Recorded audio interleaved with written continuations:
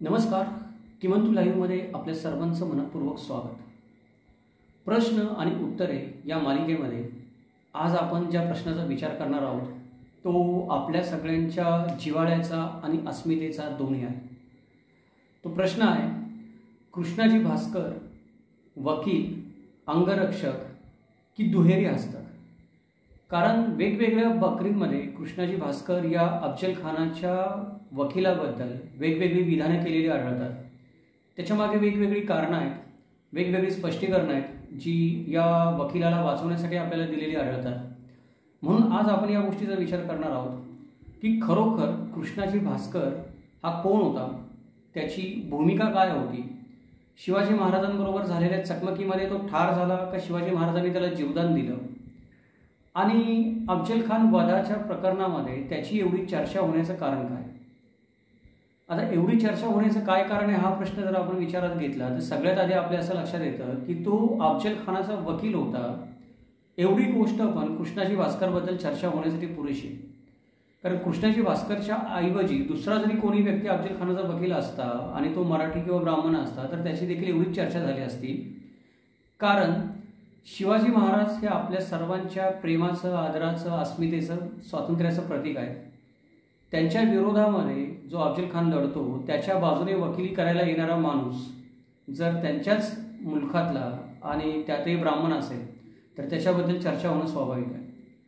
दुसरा जो पुढचा मुद्दा आहे की कृष्णाजी भास्करने महाराजांवर वार केला असं काही बकरीमध्ये लिहिलेलं आहे. म्हणजे महाराजांच्या डोक्याला जी जखम झाली मोठी आयुष्यभर, त्याही शिवाजी महाराजांची ओळख बनून राहिली पुढे जाऊन. ती जखम हे कृष्णाजी भास्करच्या तलवारीने झाली असं काही बकरीमध्ये लिहिलेलं आहे. त्याच्यामुळेही देखील कृष्णाजी भास्करबद्दल चर्चा जास्त होते. त्याच्या पुढचा मुद्दा म्हणजे कृष्णाजी भास्कर शिवाजी महाराजांच्या हातून ठार झाला असा काही ठिकाणी उल्लेख येतो. आता शिवाजी महाराजांच्या हातून कोणी ठार झाला तर त्याचा फार काही गवगाव व्हायचं कारण नाही. कारण शिवाजी महाराज क्षत्रिय आहेत, लढतात, लढाया होतात, लढायांमध्ये माणसं ठार होतात क्षत्रियांच्या हातून किंवा लढणाऱ्या योद्ध्यांच्या हातून. पण कृष्णाजी भास्करची जी जात आहे ती जात ही चर्चा करण्यामध्ये आडवी येते. कारण त्या काळामध्ये ब्राह्मणाची हत्या करणं हे ब्रह्मपाप मानलं जायचं की अशी ब्रह्महत्या करू नये, पापाची गोष्ट आहे. त्याच्यामुळे देखील शिवाजी महाराजांनी एका ब्राह्मणाची हत्या केली का हा प्रश्न देखील वारंवार चर्चेला येतो. कारण काही लोक आपल्या समाजामध्ये असे आहेत जे शिवाजी महाराजांना हिंदूंचा राजा, हिंदूपद पातशाह, गोब्राह्मण प्रतिपालक असं ठसवायच्या मागे लागलेले आहेत किंवा वारंवार त्यांचा तसा प्रयत्न असतो की शिवाजी महाराज हिंदूंचे राजा होते, हिंदू राजा होते. मग हिंदू राजा एका ब्राह्मणाला वार करून ठार करतो ही गोष्ट कुठेतरी त्या प्रतिमेला तडा जाणारी जाते. म्हणजे एकतर शिवाजी महाराजांच्या प्रतिमेला तडा जातो किंवा ब्राह्मण प्रजातीच्या प्रतिमेला तडा जातो. त्याच्यामुळे देखील या गोष्टीची चर्चा वारंवार होत असते आणि कृष्णाजी भास्कर दरवेळेला चर्चेमध्ये येत असतो. जशी नाण्याला दोन बाजू असतात तशी या नाण्याला पण दुसरी बाजू आहे. काही लोक जसे शिवाजी महाराजांना हिंदू पद पातशाह घोषित करण्याच्या मागे लागलेले आहेत तसे काही लोक शिवाजी महाराजांना रयतेचा राजा आणि कुळवाडी भूषण घोषित करण्याच्या मागे लागलेले आहेत. म्हणजे शिवाजी महाराजांनी एका ब्राह्मणाचा पण मुलाहिजा राखला नाही तर शिवाजी महाराज किती धर्मनिरपेक्ष होते आणि ब्राह्मण समाजाने कशा प्रकारे शिवाजी महाराजांच्या विरोधात कट कारस्थानं केली त्याचं हा कृष्णाजी भास्कर एक प्रतीक होऊन जातो. मग जागोजागी मोठमोठे फोटो लावले जातात, चित्र लावली जातात. जसं अफजल खानाचा पुतळा बाहेर काढताना शिवाजी महाराजचा फोटो लावला जातो तेवढाच प्रसिद्ध फोटो शिवाजी महाराज कृष्णाजी भास्करचं मस्तक धडा वेगळं करतायत हा लावला जातो आणि त्या फोटोला पण तेवढीच प्रसिद्धी मिळते. त्याच्यामुळे होतं काय की ऐतिहासिक सत्य जे आहे ते ऐतिहासिक सत्य हे वादविवादांच्या विषयामध्ये, अस्मितेच्या वादामध्ये, जाती धर्मांच्या अभिमानाच्या वादामध्ये, अहंकाराच्या वादामुळे ऐतिहासिक सत्य दडलं जातं, आपल्यासमोर येत नाही. समाजामध्ये वेगवेगळ्या प्रकारची तेढ निर्माण व्हायला लागते या गोष्टीबद्दल. म्हणून आजचा जो आपला व्हिडिओ आहे किंवा आजचा जो आपला प्रश्न आहे ती माझी आपल्या सगळ्यांना विनंती आहे. आपण ब्राह्मण असाल किंवा ब्राह्मण आहे म्हणून स्वतःवर प्रेम करणारे असाल किंवा ब्राह्मण जातीवर प्रेम करणारे असाल तर थोडा प्रेमाचा चष्मा बाजूला ठेवून आपण या विषयाकडे बघूया. आणि तुम्ही जर कोणी काही करणारे ब्राह्मण समाजाचा द्वेष करणारे असाल आणि म्हणून कृष्णाजी भास्करचा काही तुमच्याशी संबंध येत असेल तर आपण तो द्वेष पण थोडा बाजूला ठेवून बघूयात. कारण अवास्तव प्रेम आणि अवास्तव केलेला द्वेष या दोन्ही गोष्टी माणसाला आंधळं बनवतात. या प्रेमाच्या आणि अहंकाराच्या त्याच्याबरोबर द्वेषाच्या आणि दुराभिमानाच्या या पट्ट्या ज्या आपल्या डोळ्यावर बसलेल्या असतात त्याच्यामुळे आपल्याला खरा इतिहास कळत नाही आणि समाजामध्ये वेगळ्याच प्रकारच्या गोष्टी रुजू लागतात, समाजामध्ये तेढ निर्माण होऊ लागते. त्यामुळे काही विषय, सगळेच विषय आपण या पट्ट्या बाजूला ठेवून बघितले पाहिजे, चष्मे बाजूला ठेवून बघितले पाहिजे. आणि आजचा विषय पण त्यातलाच एक आहे. जर आपण या पट्ट्या डोळ्यावर बांधून जर त्या विषयाकडे बघणार असू तर कदाचित आपल्याला सत्य समजणार. म्हणून आपल्या सगळ्यांना विनंती आहे, आपण सगळेच जण समाजामध्ये या पट्ट्यांपासून दूर राहूयात, त्याने कोणाचंच भलं नाही आहे. आता आपण आपल्या विषयाकडे बोलूयात. जर आपल्याला कृष्णाजी भास्कर हा वकील होता, अंगरक्षक होता का हस्तक होता, दुहेरी हस्तक होता, म्हणजे दोन्ही बाजूने शिवाजी महाराजांच्या बाजूने पण होता आणि अफजल खानाच्या पण बाजूने होता, असा दुहेरी हस्तक होता का, या प्रश्नाचं उत्तर शोधायचं असेल तर कृष्णाजी भास्करने नेमकं केलं काय आणि कृष्णाजी भास्करचं नेमकं झालं काय. जर कृष्णाजी भास्कर मारला गेला का त्याला शिवाजी महाराजांनी जीवदान दिलं, या गोष्टीचा आधी विचार करणं गरजेचं आहे, त्या प्रसंगाचा सगळा विचार करणं गरजेचं आहे. तर आपण सर्वात आधी काय करूया की कृष्णाजी भास्कर जो आहे त्या कृष्णाजी भास्करचा 3 प्रकारे आपण विचार करूया. पहिली गोष्ट म्हणजे जे ऐतिहासिक संसाधनं आपण ज्याला म्हणतो किंवा मराठ्यांच्या इतिहासाची संसाधनं आपण ज्याला म्हणतो, त्या मराठ्याच्या इतिहासाची संसाधनांमध्ये अशी कोणती संसाधनं आहेत ज्याच्यामध्ये कृष्णाजी भास्करचा मुळात उल्लेखच नाही, ते आपण आधी पाहूया. त्याच्यानंतर कृष्णाजी भास्करला जीवदान मिळालं असा जो उल्लेख येतो संसाधनांमध्ये ती आपण पाहूयात. त्याच्यानंतर ज्या संसाधनांमध्ये कृष्णाजी भास्कर मारला गेला असं लिहिलं, त्यात काय लिहिलं ते आपण पाहूयात. आता हे जे काही त्याच्यामध्ये लिहिलं गेलं आहे ते मी वाचून दाखवणार नाही, जे काही लिहिलं गेलं ते पॅरेग्राफ मोठमोठे. त्याचं कारण असं आहे की मग ते वाचून दाखवण्यामध्ये वेळ खूप जाईल आपला आणि विषय आपल्याला मोठा विषय, भरपूर मुद्दे चर्चेला घ्यायचे. त्यामुळे मी त्याचा सारांश सांगेल, भावार्थ सांगेल, शब्दार्थ तुम्ही त्या बकरीमध्ये जाऊन वाचू शकता, त्या गोष्टी त्याच आहेत किंवा इंटरनेटवर पण बऱ्याच ठिकाणी लोकांनी या गोष्टी पब्लिश केलेल्या आहेत, तुम्हाला सहज वाचता येण्यासारख्या आहेत. त्यामुळे आपण त्यामध्ये खोलात जाणार नाही, आपण त्याचा अर्थ समजून घेऊ. आता पहिल्या ज्या नोंदी आपण बघणार आहोत त्या नोंदी या आहेत की ज्याच्यामध्ये कृष्णाजी भास्करचा उल्लेखच नाही. आता तुम्ही म्हणाल असं कसं काय होईल, शिवाजी महाराजांनी तर कृष्णाजी भास्करला मारलं, त्याने शिवाजी महाराजांच्या डोक्यावर वार केला, त्याला जीवदान दिलं का मारलं तो नंतरचा विषय झाला, पण तुम्ही म्हणता उल्लेखच नाही. खरी गोष्ट आहे, ज्या वेळेला आपण संशोधन करायला जाऊ त्यावेळेला आपल्याला असे चमत्कार दिसतात, कारण हे आपल्यापासून जाणीवपूर्वक दडवलेले असतात. आता अशा कोणत्या बकरीत ज्याच्यामध्ये उल्लेख नाही. अजून तुम्हाला आश्चर्याचा धक्का बसेल, सगळ्यात पहिली बकर येते की सभासद बकर. सभासद बकरीमध्ये कृष्णाजी भास्करचा उल्लेख आहे, पण ज्या वेळेला शामियान्यामध्ये ती चकमक झाली अफजल खान आणि शिवाजी महाराजांमध्ये, त्या चकमकीच्या प्रकरणामध्ये कृष्णाजी भास्करचा कुठेच उल्लेख नाही. आता सभासदाची बकर महत्वाची बकर का आहे तर सभासदाची बकर आपण विचार प्रामाण्य असणारी आणि शिवकालीन असणारी पहिली बकर जी शिवाजी महाराजांबद्दल आपल्याला जास्तीत जास्त सत्य माहिती देते इतर बकरींपेक्षा असं आपण मानतो. आणि शिवाजी महाराजांच्या काळातील कृष्णाजी आनंद सभासद यांनी दिली आहे, त्यामुळे त्या बकरीची सत्यता इतर बकरींपेक्षा जास्त मानली जाते. तर मग आता कृष्णाजी आनंद सभासदांनी लिहिलेल्या सभासदीच्या बकरीमध्ये जर उल्लेखच येत नसेल कृष्णाजी भास्करचा त्या चकमकीमध्ये, तर नेमकं काय कडू बंगाल आहे ते थोडी समजून घेण्याची गोष्ट आहे. मागाशी बोलताना तो मुद्दा एक सांगायचा राहिला, आता आपण बोलून घेऊ त्याच्याबद्दल विषय निघाला. तर प्रत्येक बकरकार किंवा प्रत्येक विचारवंत जो असतो तो काय करत असतो की कोणत्या नाही कोणत्या विचारधारेला अनुसरून तो ती बकर लिहित असतो, कोणाच्या तरी आज्ञेवरून तो लिहित असतो किंवा स्वतःच्या विचारधारा पुढे प्रसारित करण्यासाठी लिहित असतो.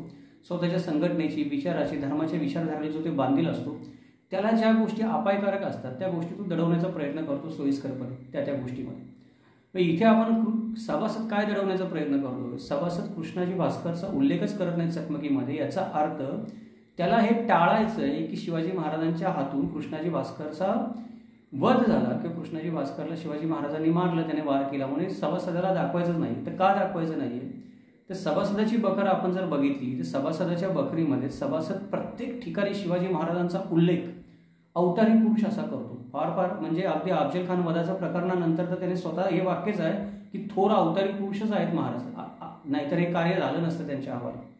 प्रत्येक वेळेला सभासद असं म्हणतो की भवानी मातेने वर दिला, शिवशंभूने वर दिला, शिवाजी महाराज दैवी अवतार होते, शिवाजी महाराज काही ना काही कारणाने धर्माशी निगडीत होते. मग धर्माशी निगडीत असणाऱ्या या धार्मिक पुरुषांनी ब्रह्महत्येचं पाप कसं काय केलं, ही विसंगती सभासदाला टाळायची असल्यामुळे सभासद काय करतो, सोयीस्करपणे कृष्णाजी भास्करचा उल्लेखच करत नाही.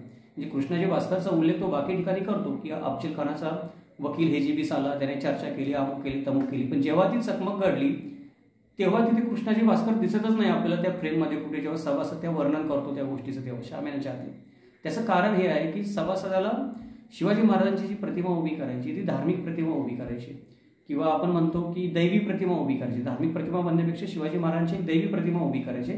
त्याला कुठेतरी शिवाजी महाराजांच्या हातून ब्राह्मण हत्येचं पाप झालं या गोष्टीने तडा जातो, म्हणून सभासद त्या गोष्टीचा उल्लेख करत नाही. पुढची जी बकर आहे तिला आपण शेणगावकर बकर म्हणतो. तर या शेणगावकर बकरीमध्ये देखील चुकून देखील ओझरता पण उल्लेख कृष्णाजी भास्करचा कुठं नाहीये. कृष्णाजी भास्कराऐवजी त्याच्यामध्ये दत्ताजी भास्कर असं एक नाव आढळतं. मग या गोष्टी का होतात? या गोष्टी होतात त्याचं कारण असं आहे की बाकीच्या ज्या सगळ्या बकरी आहेत ज्या शिवकालीन बकरी नाही आहेत, शिवाजी महाराजांच्या नंतर लिहिल्या गेल्या, शिवकाल संपल्यानंतर किंवा सभासदाची बकर लिहिल्यानंतर ज्या बकरी लिहिल्या गेल्या त्या सगळ्या बकरी कुठे नाही कुठेतरी सभासदाच्या बकरीचा आधार घेऊनच लिहिल्या गेल्या. त्याच्यामध्ये काही गोष्टींचे अपभ्रंश झाले, काही नावांचे अपभ्रंश झाले, काही विस्मृतीची प्रकरणं आली, काही नावं जाणून बुजून बदलली गेली. त्यातला हा एक काहीतरी प्रकार आहे की शेणगावकर बकरीमध्ये कृष्णाजी भास्करच्या ऐवजी दत्ताजी भास्कर असं नाव येतं, पण शेणगावकर बकरीमध्येच येत नाही. सभासदाच्या बकरीचा आधार घेऊन दिलेल्या इतर बकरींमध्ये देखील आपल्याला जे काही प्रसंग असतात ते सभासदाच्या बकरीवरून घेतलेले दिसतात, पण त्याचे जे काही उल्लेख असतात ते काही ना काही वेगळे झालेले दिसतात, थोडेफार फरक पडलेला दिसतो. त्यामुळे ही गोष्ट याच्यामध्ये झालेली आहे. पुढे जी एक शकावली सांगितली जाते की बकरींच्या पाठोपाठ शकावल्या आपण विश्वसनीय मानतो शिवाजी महाराजांचा इतिहासासाठी किंवा मराठ्यांच्या इतिहासासाठी. तर शिवापूरच्या देशपांडे वहीतली जी शकावली आहे त्या शकावलीमध्ये अफजल खान जीवे मारिला सिर कापिले असा उल्लेख आहे. म्हणजे अफजल खान मारल्याचा उल्लेख आहे, पण कृष्णाजी भास्करचा कुठे उल्लेख नाही त्याच्यामध्ये परत एकदा. म्हणजे ही जी शकावली आहे ते शकावली लिहिणाऱ्या व्यक्तीला कदाचित तो तिथे उपस्थित नव्हता म्हणून पूर्ण प्रसंगाची माहिती नसेल, त्याने दुसरं काही वर्णन केलेलं नाही. अफजल खान जीवे मारला सिर कापिले एवढंच वर्णन केलेलं आहे जे सत्य आहे थोडक्यामध्ये, आणि थोडक्यात आहे. बाकी कुठल्याही प्रकारची चकमक कशी झाली, जीवामाला कसा आला, सेतबंडा कसा आला, बाकीच्या गोष्टी काय झाल्या याचं जास्त वर्णन नाही आहे, रंगवून जसं सभासदाने केलं तसं. आणि कृष्णाजी भास्करचा पण याच्यामध्ये शकावलीमध्ये उल्लेख नाही. आता सर्वात मोठी जी बकर आहे ज्याला चिटणीसाची बकर आपण म्हणतो, आणि काही काही वेळेला चिटणीसाची बकर हे नाव कळू नये म्हणून जाणून बुजून लोक त्याला सप्तचरित्रात्मक प्रकरण असं म्हणतात. शिवाजी महाराजांचं सप्त प्रकरणात्मक चरित्र असं. ती चिटणीसाची बकर आहे.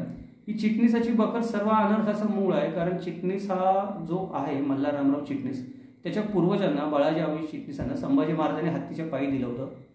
त्यामुळे संभाजी महाराजांच्या तो हातून पाठीमागे लागलेला आहे की या जगामध्ये जे काही वाईट होते त्या सगळ्याला संभाजी महाराजच त्याच्या नजरेमध्ये जबाबदार आहे. ब्रह्महत्येचं पाप संभाजी महाराजांनी केलेलं आहे. त्यामुळे संभाजी महाराजांना बदनाम करणं आणि कट कारस्थानाने सामील असलेले मंत्री ब्राह्मण होते, त्यामुळे ब्राह्मण समाजाची बदनामी थोडी कमी होईल असा प्रकार करणं हे मल्हार रामराव चिटणीसाने त्याच्या बकरींमध्ये सर्रास केलेलं आहे. तुम्ही त्याची सर्व पुस्तकं वाचा, चरित्र वाचा, त्याच्यामध्ये ही गोष्ट आढळून येते. त्याच्यामुळे इथे पण काय करतो मल्हार रामराव चिटणीस उल्लेख करताना या अफजल खान वधाचा, त्याच्यामुळे पुढे जाऊन फार घोटाळे झालेत. मोठमोठ्या लोकांनी या मल्हार रामराव चिटणीसाच्या बकरीचा आधार घेऊन चुकीच्या गोष्टी लिहिलेल्या आहेत, अगदी जदुनाथ सरकारसारख्या लोकांनी पण. त्यातला एक प्रकार हा आहे. इथे उल्लेख काय करतो मल्हार रामराव चिटणीस, कृष्णाजी भास्कर असा उल्लेख करत नाही, त्याच्याऐवजी गोविंदपंत दिवाण असा उल्लेख करतो अफजल खानाच्या वकिलाचा. म्हणजे सरसकट तो त्या माणसालाच नाहीसा करून टाकतो आणि दुसरं पात्र तिथे आणतो की ज्याच्या जाती धर्माचा काही आपल्याला डायरेक्टली थांगपत्ता लागणार नाही किंवा कोणत्या जातीचा होतो. तर गोविंदपंत दिवाण असं म्हणतो, आणि त्याला पण कोणी मारलं सांगतो, शिवाजी महाराजांनी मारलं असं नाही सांगत. तो म्हणतो की तानाजी मालुसरे आणि जीवा महालाने त्याच्यावर पट्टा चालवला, शिवाजी महाराजांनी चालवला नाही. त्याला जखम झाली, म्हणजे तो जो गोविंदपंत दिवाण होता त्याला जखम झाली. जखम झाल्यानंतर महाराज म्हणले की याला मारू नका, याने खाविंदांची चाकरी केलेली आहे, हा त्याची चाकरी करतोय, तो शिपाईगिरी केलेली आहे, चांगला मनुष्य आहे, म्हणजे तो त्याची नोकरी करतोय, त्याचं कर्तव्य करतोय, ब्राह्मण आहे, त्याला मारू नका, त्याला सोडून द्या. म्हणून त्याला सोडून दिलं. सोडून दिल्यानंतर तो पळत गेला छावणीमध्ये अफजल खानाच्या, आणि तिथे त्यांनी लोकांना सांगितलं की असा असा प्रकार झाला. मग अफजल खानाचे सगळे सैनिक सैरावळा पळत सुटले. मग शिवाजी महाराजांच्या सैन्याने हल्ला चढवला, आणि शिवाजी महाराजांच्या सैन्याने हल्ला चढवल्यानंतर गोविंदपंत आणि कृष्णाजी पंत दोघांना पण कैद केलं, पाडाव केलं. आणि शिवाजी महाराजांनी अजून काय केलं की त्यांचा खूप मोठा सन्मान केला, त्यांना वस्त्रे प्रावरणे वगैरे देऊन सन्मान केला. आता या चिटणीसाच्या बकरीमध्ये त्याने हा जो उल्लेख केला आहे त्याच्यावरून पुढे जाऊन काही इतिहासकारांनी, आपण ते बघणारच आहोत पुढे, पण काही इतिहासकारांनी असा समज करून घेतला की हा जो कोणी कृष्णाजी भास्कर असेल किंवा गोविंदपंत दिवाण असेल, हा शिवाजी महाराजांना वश झालेला होता, आतून फितूर झालेला होता, म्हणून शिवाजी महाराजांनी त्याला जिवंत जाऊ दिला. आणि जिवंत जाऊ दिला ते दिला, त्यानंतर परत त्याचा सत्कार पण केला. आता या तर्कामध्ये खोटेपणा काय आहे ते आपण पुढे बघणारच आहोत विस्तृतपणे, पण इथे थोडक्यामध्ये सांगतो की जर अफजल खानाच्या वकिलाला शिवाजी महाराज जाऊ देतात अफजल खानाच्या छावणीमध्ये महाराज गडावर पोहोचायच्या आधी आणि अफजल खानाची फौज जर सज्ज होते लढायला, तर मग फायदा काय? तोफेचे बार उडून. जर वकीलच आधी जाऊन पोहोचला फौजेमध्ये तर तोफेचे बार उडून नंतर फायदा काय फौज आधी लढायला तयार झाल्यानंतर. त्यामुळे ही गोष्ट जी आहे की शिवाजी महाराज त्याला सोडून देतात आणि सांगतात की जा तू फौजेमध्ये आणि त्यांना जागा कर, ही गोष्ट तर्काला पटत नाही. मुळामध्ये गोविंदपंत दिवाण हे नाव फक्त यानेच घेतलेलं आहे, मल्हार रामराव चिटणीसाने. अशी कित्येक नावं फक्त त्यानेच घेतलेली आहेत, अजून जगामध्ये कोणी घेतलेली नाहीत सत्य दडवण्यासाठी. त्याच्यानंतर तानाजी मालुसरे, आणि तानाजी मालुसरेचा उल्लेख पण त्यानेच केलेला आहे. दुसरीकडे कुठे तानाजी मालुसरेचा आपल्याला उल्लेख दिसत नाही. शिवाजी महाराजांचे 10 अंगरक्षकांचे नाव आहेत, त्याच्या पण तानाजी मालुसरे नाही आहेत. तर तानाजी मालुसरे आला कुठे नेमका तिथून ते पण कळायला मार्ग नाही. मग या काही खोट्या गोष्टी आहेत. ते गोविंदपंत होते, त्यांच्यावर दुसरे कृष्णाजी पंत कोण होते, पाडाव झाले ते पण माहीत नाही. त्यांना वस्त्र प्रावरण का दिली, त्यांचा सत्कार का केला, कशासाठी सत्कार केला, अफजल खानाची वकिली केली म्हणून सत्कार केला. लोक तर्क असा करतात काय की त्यांनी अफजल खानाची वकिली नाही केली, शिवाजी महाराजांचं काम केलं, कट कारस्थानात आपण सहभागी नाही असं दिसावं म्हणून शिवाजी महाराजांवर हल्ला केला वगैरे वगैरे. पण या गोष्टी तर्काला न पटणाऱ्या आहेत. आणि त्याचबरोबर त्या अशा माणसाने लिहिलेल्या आहेत की जो सर्वात अविश्वसनीय मानला जातो सत्य सांगण्यासाठी. त्याची बखर सगळ्यात अविश्वसनीय मानली जाते चिटणीसाची, ऐतिहासिकदृष्ट्या सत्य सांगण्यासाठी. म्हणून या गोष्टीवर आपण जास्त विश्वास ठेवू शकत नाही. तर ही काही उदाहरणं काय झाली की जिथे उल्लेखच येत नाही कृष्णाजी भास्करचा, म्हणजे उल्लेख येत नाही, आलं तरी दुसरं काहीतरी नाव येतं. आता पुढच्या आपण काही गोष्टी बघूया. पुढचं काय आहे की अशा काही उदाहरणं आपल्याला सापडतात की ज्याच्यामध्ये कृष्णाजी भास्करला शिवाजी महाराजांनी जीवदान दिलं. त्याचं पहिलं उदाहरण काय आहे की आपण म्हणतो की अज्ञानदासाचा पोवाडा. असं म्हणलं जातं की अज्ञानदासाने हा पोवाडा शिवाजी महाराजांच्या काळात लिहिला आणि त्यांच्यासमोर गायला. पण आता नंतरच्या काळामध्ये जे पुरावे समोर येत आहेत त्याच्यावरून असं स्पष्ट होत आहे की अज्ञानदासाचा पोवाडा शिवाजी महाराजांच्या काळामध्ये लिहिला गेला नाही, 18व्या शतकामध्ये लिहिला गेला आहे. आणि त्याचे पुरावे देखील आहेत. आता इथे मी त्या खोलामध्ये जास्त जात नाही, आपण त्याच्यावर एक वेगळा व्हिडिओ नंतर बनवू, वाटल्यास तुमची इच्छा असेल तुम्ही मला सांगा, आपण त्याच्यावर व्हिडिओ बनवूया की अज्ञानदासाचा पोवाडा होता तो 18व्या शतकामध्ये कसं काय लिहिला गेला. ते पोवाड्यामध्ये पण अज्ञानदास काय म्हणतो की त्या पोवाड्यामध्ये अज्ञानदास असं म्हणतो की ज्या वेळेला अफजल खान पाडाव झाला आणि कृष्णाजी भास्कर उठवला, म्हणजे तो उठला वार करायला, त्यावेळी शिवाजी महाराज त्याला म्हणू लागले की ब्राह्मणावर वार करायचा नाही, मला शिवशंभू आम्हाला हसेल, तरी पण त्याने वार केला. शिवाजी महाराज म्हणले की मला शहाजीराजांची शपथ आहे, तरी पण त्याने वार केला. मग शिवाजी महाराज म्हणले की मला ब्रह्महत्येचं पाप लागेल, त्याच्यामुळे तू निघून जा इथून. त्यामुळं तिसऱ्यांदा जेव्हा असं तो शिवाजी महाराज त्याला म्हणले त्यावेळेला तो मागं सरकला आणि मग सय्यद बंडा लढायला पुढे आला. सय्यद बंडा लढायला पुढे आल्यावर मग जिवा महाराज त्याच्यावर चालून गेला आणि मग जिवा महाराजांनी सय्यद बंडाला मारला. असं वर्णन आहे पोवाड्यामध्ये. त्याच्या पोवाड्याची जी काही रूपरेषा आहे ज्याच्यामध्ये पोवाडा लिहिला जातो पद्धतीमध्ये, त्या पद्धतीमध्ये येते. इथे पण याला काही अर्थ नाही की तीन वेळा कृष्णाजी भास्कर शिवाजी महाराजांवर हल्ला करतो आणि तीन वेळा शिवाजी महाराज त्याला तलवारीने प्रतिवाद न करता शब्दांनी प्रतिवाद करतात. एवढं शिवाजी महाराजांकडे वेळ आहे का तिथे एखाद्याला समजवत बसतील. इथे जीवावर गोष्टी उठलेल्या आहेत सगळ्या आणि ते कृष्णाजी भास्करला समजवत बसतील. आपण ही गोष्ट तर्काने मान्य नाही करू शकत किंवा विवेकाला पटू नाही शकत आहे. त्यामुळे अज्ञानदासाच्या पोवाड्यामध्ये हे जीवदान दिल्याचं जे वर्णन आहे ते वर्णन पण कुठेतरी आपल्याला काय होतं की विचार करायला लागलो तर आपल्या मेंदूला खटकतं. त्याच्यानंतर शिवभारत जो ग्रंथ आहे, हा शिवभारत ग्रंथाचा बाबासाहेब पुरंदरेंनी पुष्कळ ठिकाणी संदर्भ घेतलेला आहे आणि कित्येक दुसरे पण जे हिंदुत्ववादी विचारसरणीचे इतिहासकार आहेत किंवा लेखक आहेत त्यांचा शिवभारत हा ग्रंथ फार आवडीचा आहे. कारण त्याच्यामध्ये शिवाजी महाराजांचं जे वर्णन केलेलं आहे किंवा शिवाजी महाराजांचं जे दैवतीकरण केलेलं आहे, खरं तर सभासदाची बकर असो किंवा शिवभारत असो, त्यांनी जे दैवतीकरण केलेलं आहे शिवाजी महाराजांचं ते त्या काळातल्या लिखाणाला अनुसरून केलेलं आहे. मध्ययुगीन कालखंडामध्ये एखादा जर व्यक्ती महानायक झाला, चरित्रकारक झाला तर तो दैवी अवतार आहे असं समजलं जायचं, त्याला कुठल्या ना कुठल्या दैवताशी जोडलं जायचं. आणि हे आपल्याच धर्मात नाही इतर धर्मात देखील केलेलं आपल्याला आढळून येतं की जे मोठमोठे राजे सम्राट झाले त्यांना परमेश्वराचा दूत किंवा परमेश्वराचा आशीर्वाद लाभलेली व्यक्ती वगैरे वगैरे असं प्रत्यक्ष अप्रत्यक्ष दैवी अवतारामध्ये दाखवलेलं जातं. ते शिवभारत ग्रंथामध्ये पण ते तसं फार मोठ्या प्रमाणामध्ये दाखवलं गेलं आहे. सभासदाच्या बकरीमध्ये तर आहेच. त्याचा लोकांनी अर्थ पुढे धार्मिकीकरणामध्ये शिवाजी महाराजांचं करून काढला, हिंदवीकरण करून काढलं, शिवाजी महाराजांना हिंदूचा राजा बनवून टाकलं. पण हे तसं त्यावेळच्या बखरकारांचा उद्देश तो नव्हता, ते फक्त लिहित होते त्या काळातल्या कालखंडाला अनुसरून गोष्टी. त्या शिवभारतमध्ये पण उल्लेख काय करतो शिवभारतकार आहे तो असा उल्लेख करतो की अफजल खानाने ब्राह्मण योद्धा निविष्ट केला. म्हणजे अफजल खानाने काय केलं की शिवाजी महाराजांबरोबर लढण्यासाठी एक ब्राह्मण योद्धा स्वतःच्या जवळ बाळगला. कारण शिवाजी महाराज हिंदू असल्यामुळे ते ब्राह्मणावर वार करणार नाहीत आणि आपल्याला थोडंफार संरक्षण मिळेल. आता ही जी गोष्ट आहे ना, या गोष्टीमध्ये सत्यता आहे. म्हणजे इथे काय आहे की जर तुम्ही ते पूर्ण पॅरेग्राफ वाचला, जो शिवभारतमध्ये लिहिला आहे तो पूर्ण पॅरेग्राफ वाचल्यानंतर आपल्या असं लक्षात येतं की जो कोणी हा लेखक आहे शिवभारतकार, आपण परमानंदाने ते काव्य लिहिलं म्हणतो, त्यांनी काय केलेलं आहे की ते अर्धसत्य सांगितलेलं आहे. म्हणजे या लेखकाने काय केले, अर्धच सत्य सांगितले, पूर्ण सत्य नाही सांगितलेलं. अर्धसत्य सांगितले म्हणजे काय की पहिल्यांदा असं म्हणलंय की अफजल खानाने एक योद्धा आपल्याबरोबर घेतला, निवडला शिवाजी महाराजांपासून रक्षण करावं म्हणून, आणि तो ब्राह्मण निवडला. याचा अर्थ काय होतो की कृष्णाजी भास्कर हा फक्त वकील नव्हता, तर तो एक चांगला अंगरक्षक पण होता. म्हणजेच अफजल खान हा शिवाजी महाराजांच्या एक पाऊल पुढं होता.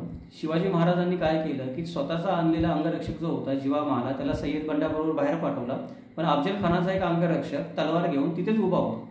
आणि हा जो कृष्णाजी भास्कर आहे, हा कृष्णाजी भास्कर मुरारबाजी देशपांडे किंवा बाजीप्रभू देशपांडे यांच्यासारखा तलवार चालवण्यामध्ये निष्णात असणार आहे. विनाकारण अफजल खान त्याला घेऊन येणार नाही. सय्यद बंडा आणि कृष्णाजी भास्कर दोघांना त्याने निवडलं होतं. त्याचं कारणच ते असणार आहे की तो चांगला तलवार बाजार असणार आणि वेळ पडला तर कामाला येऊ शकतो, म्हणून त्याची निवड केलेली असणार आहे. आणि हे शिवभारतमध्ये जे कवींद्र परमानंदाने जे लिहिलं हे शिवाजी महाराजांच्या हयातीमध्येच त्यांनी ग्रंथ लिहिला होता. त्यामुळे ही गोष्ट सत्य होते, ही गोष्ट सिद्ध होते की हा जो कृष्णाजी भास्कर होता तो फक्त वकील नव्हता, तो अंगरक्षक होता, तो योद्धा होता. त्या अर्थात त्याची लढण्याची कुवत किती होती हा भाग निराळा, पण तो लढू शकत होता, वेळ आली ते शस्त्र चालवू शकत होता किंवा मदत करू शकत होता. या उद्दिष्टाने अफजल खानाने त्याला आपल्यासोबत घेतलं होतं. मग आता पुढे काय म्हणतो लेखक याच्यामध्ये, पुढे असं म्हणतो की कृष्णाजी भास्करने शिवाजी महाराजांवर वार केला, पण तो वार शिवाजी महाराजांनी अडवला आणि शिवाजी महाराजांनी काय केलं की आपल्या हातातल्या पट्ट्याने अफजल खानाचे 2 तुकडे केले. ठीक आहे, इथपर्यंत ठीक झालं. पण कृष्णाजी भास्करचं काय झालं, कृष्णाजी भास्करचं काय झालं हे शिवभारतकार सांगतच नाहीत. त्याच्यामुळे पुढे जाऊन काही इतिहासकार असं म्हणतात की शिवाजी महाराजांच्या हातून ब्रह्महत्येचं पाप झालं. ही गोष्ट शिवभारतकारांना जाणीवपूर्वक दडवायची असावी म्हणून ते ती गोष्ट सांगत नाहीत. आपण पुढे बघूच ते कोण म्हणतात. पण इथे काय होतं की जाणीवपूर्वक कृष्णाजी भास्करचं काय झालं, कृष्णाजी भास्करला जीवदान दिलं का, कृष्णाजी भास्करला मारलं का, कृष्णाजी भास्करला अभयदान दिलं का, कृष्णाजी भास्कर शरण आला त्याला स्वतःमध्ये सामील करून घेतलं, कुठलीच गोष्ट शिवभारतकार आपल्याला इथे सांगत नाही. याला म्हणतात की एखाद्या लेखकाने एखाद्या व्यक्तीबद्दल, एखाद्या विषयाबद्दल, एखाद्या घटनेबद्दल जाणीवपूर्वक मौन बाळगणं. म्हणजे इथे जे लेखक आहे तो लेखक काय करतो आहे की या गोष्टीबद्दल जाणीवपूर्वक मौन बाळगतो, तो बोलत नाही त्याच्याबद्दल काय झालं आहे. मग या गोष्टी आपल्याला थोड्या काय कराव्या लागतात, जेव्हा आपण इतिहास वाचत असतो, शिकत असतो, तेव्हा समजून घ्यावे लागतात. त्याच्यानंतर पुढची जी गोष्ट आहे की जयदेकरीना आपण म्हणतो, जयदे शकावली, ही पण बऱ्यापैकी विश्वसनीय मानली जाते सभासद बकरीनंतर मराठा इतिहासाच्या संशोधनामध्ये.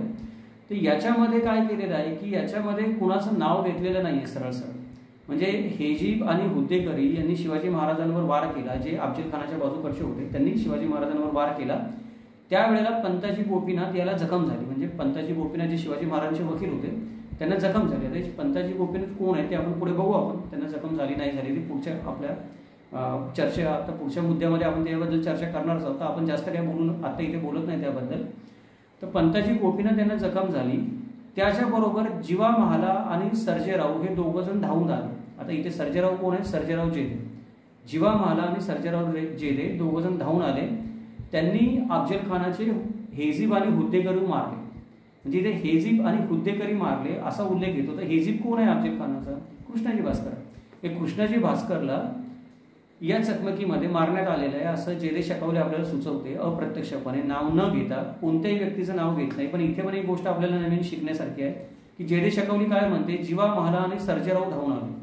सर्जेराव जेदे हे जेदे कुटुंबातलेच आहेत, जेदे परिवारातलेच आहेत. त्यामुळे जेदे शकावली काय करते, सर्जेराव जेदेंना या प्रकरणाशी जोडायचा प्रयत्न करते, जेणेकरून एवढं मोठं जे अद्भुतरम्य प्रकरण झालं त्यात जेदे कुटुंबाने पण काहीतरी हातभार लावला असावा. त्याच्यामुळे सर्जेराव जेदेंचं नाव येतं. म्हणजे जो इतिहास लिहितो, जे परिवार इतिहास लिहितो, तो त्याच्या व्यक्तीचा अंतर्भाव कसा करतो हे आपल्याला शिकण्यासारखं आहे याच्यातून. इथे जेदे शकावलीला नाव ठेवण्याचं काही कारण नाहीये, प्रत्येकानेच तसं केलेलं आहे. तुम्ही घोरपडे घराण्याचा इतिहास बघितला तर घोरपडेच्या पुरुषांची महानता सांगितलेली आहे, ते कुठे कुठे काय काय करतो जे आपल्याला दुसरीकडे दिसत नाही, तशा पद्धतीचा प्रकार आहे. आणि काय माहीत, कदाचित सर्जेराव जेदे तिथे असतील पण जीवा मला बरोबर सभासदाला माहीत नाही किंवा इतर लोकांना माहीत नाही, असू पण शकतं.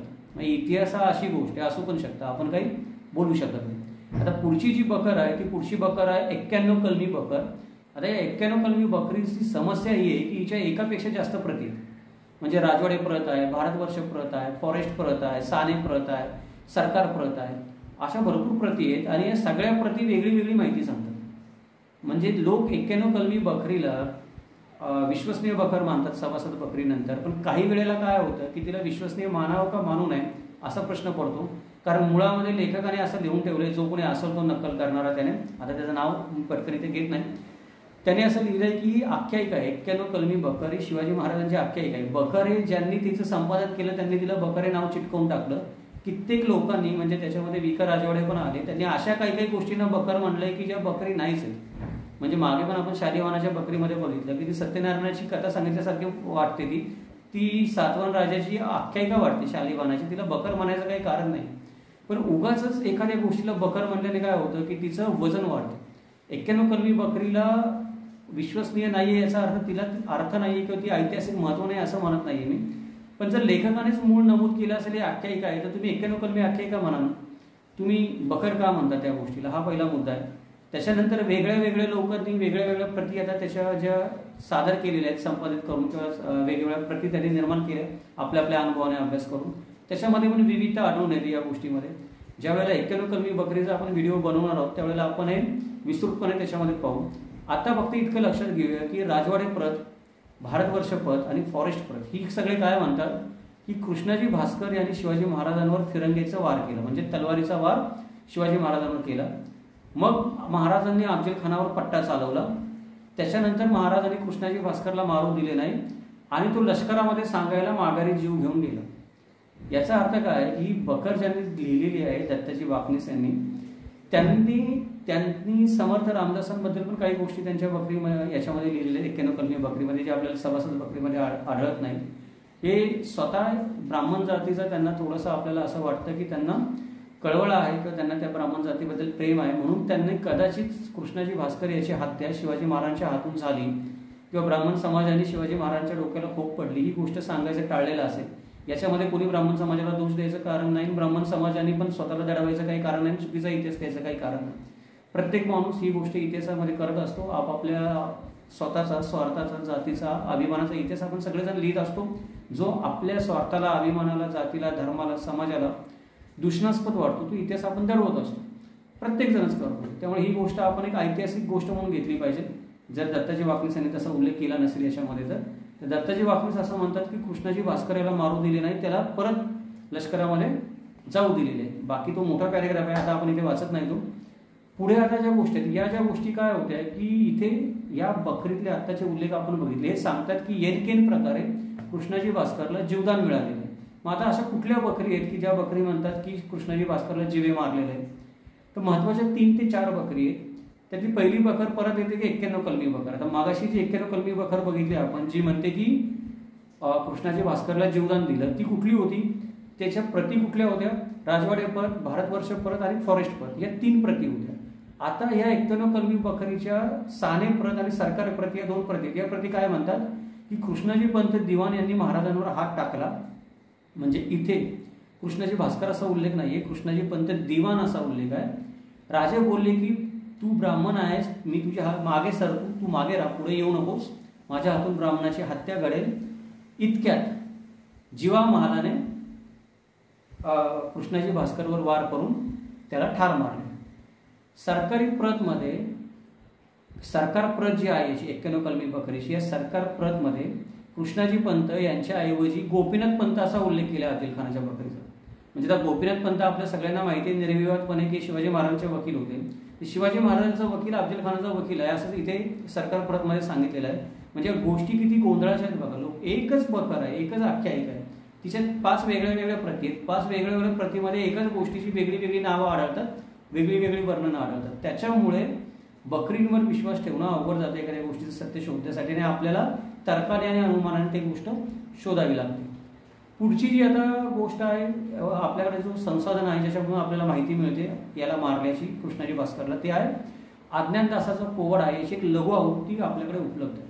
ते लघु आवृत्तीमध्ये असं म्हणलं आहे की कृष्णाजी भास्कर शिवाजीवर चालून आला, पण ब्राह्मण असल्यामुळे शिवाजीने त्याला मारलं नाही आणि जीवा महालाने त्याला बर्ची फेकून मारली आणि ती बर्ची कृष्णाजी भास्करला लागली आणि कृष्णाजी भास्कर मरण पावला आणि सय्यद बंडाला शिवाजी महाराजांनी मारला. म्हणजे बघा आता अजून गोंधळात गोंधळ आहे की बाकीचे लोक काय म्हणतात आणि अज्ञानदासाचा पोहडा आपल्याला काहीतरी दुसरंच सांगतो. इथे तो म्हणतो की जेव्हा मालाने बर्ची फेकून मारल्यामुळे कृष्णाजी भास्कर मरण पावला. म्हणजे इथे पण शिवाजी महाराजांवर ब्रह्महत्येचं पातक येऊ नये की ते पातक टाळण्याचा जाणीवपूर्वक प्रयत्न केलेला दिसतो. पुढची सर्वात महत्त्वाची बकर आहे जी तंजावरची बकर आहे. तंजावरची बकर जी आपण म्हणतो शिलालेख जो तंजावरच्या बृहदेश्वराच्या मंदिरावर कोरलेला आहे, तिथं असं लिहिलेलं आहे की खानाची तलवार कृष्णाजी पंत हेजीबाने राजावर वार करण्यासाठी वापरली. म्हणजे अफजल खानाची तलवार घेतली आणि कृष्णाजी पंतांनी ती शिवाजी महाराजांवर वार करण्यासाठी वापरली. आता याच्यामध्ये थोडं तथ्य असू शकतं. त्याचं कारण असं आहे की सर्वसाधारणपणे असं सांगितलं जातं की शिवाजी महाराज ज्या वेळेला शामियानाच्या आत आले तेव्हा शिवाजी महाराजांना विश्वास वाटावा म्हणून अफजल खानाने आपली तलवार काढून कृष्णाजी पंतांच्या हातामध्ये दिली, कृष्णाजी भास्करच्या हातामध्ये दिली आणि दोन्ही हात पुढे करून तो शिवाजी महाराजांना म्हणला की मी निशस्त्र आहे, या मला मिठी मारायला या. याचा अर्थ हा होतो की अफजल खानाची तलवारी कृष्णाजी भास्करच्या हातामध्ये त्यावेळेला होती. ही बकर सांगते की त्याच तलवारीने त्याने शिवाजी महाराजांवर वार केला. आता या गोष्टीमध्ये सत्यता असू शकते कारण शिवाजी महाराजांच्या डोक्याला जिरेटोपाच्या खाली जाऊन जी खोप पडली किंवा जखम झाली मोठी, ती जखम होऊ शकते केव्हा की ती जखम करायला तेवढं मोठं शक्तिशाली जर हत्यार वापरला असेल तरच ती जखम होऊ शकेल तेवढा जोरात वार केल्यानंतर. तर अफजल खानाची तलवार तेवढी दांडगी असणार आहे आणि त्याने जर खरोखर कृष्णाजी भास्करने वार केला असेल तर तेवढी मोठी खोप पडू शकते, हे तर्काला धरून आहे. मग इथे तंजावरचा शिलालेख आपल्याला सांगतो की खानाची तलवार घेऊन कृष्णाजी पंताने शिवाजी महाराजांवर वार केला. तेव्हा राजा म्हणाले की तू ब्राह्मण आहेस, तुला मारणं आम्हाला धर्म नाही, मला तुला मारायचं नाहीये, तर तू काय कर की इथून निघून जा किंवा तू असं वागू नकोस. तरी ब्राह्मण ऐकत नव्हता, तो वारावर वार चालवला असं शिलालेखाच्या बकरीमध्ये लिहिले. आता इथे मी ब्राह्मण जातीबद्दल बोलत नाही, कोणी गैरसमज करून घेऊ नका ब्राह्मण समाजातला असेल तर, आणि कोणी आनंद पण वाटून घेऊ नका की ब्राह्मणांचं नाव आलं त्याच्यामध्ये.